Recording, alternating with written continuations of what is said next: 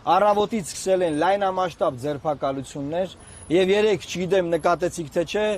Փաշինյանը ասում էր մի քանի ուժերի, որ բազմիցս քննարկել ենք, ինչպես պետք է ինչ որ ուժերի հանել ընտրապայքարից, ֆիքսեք։ Բայց ասում է, ես ձեզ ասել եմ, ես չեմ անելու։ Դուք գնացեք դիմեք, որ ես անեմ, ասելու են դու վախեցար։ Նրանք էլ այնտեղ արդանում են, ասում են, ախր գիտես ինչ կա բան, ախր մենք ոնց դիմենք բան, բայց հիմա լույսը բացվել է ժողովուրդ։ Ես ձեզ ուզում եմ ասել։ Հակակոռուպցիոն կոմիտեում քննարկվում է այդ process-ը, եւ չի բացառվում, որ որևէ քաղաքական ուժ երեկվա մասնակիցներից կամ հակակոռուպցիոն կոմիտեն գործընթաց սկսի, որ որևէ ուժ կհանեն քաղաքական մրցապայքարից։ Ինչի համար են սա անելու։ Իրենք տեսնում են, որ նաեւ մեր շնորհիվ ընտրական մասնակցությունը աճել է, շատ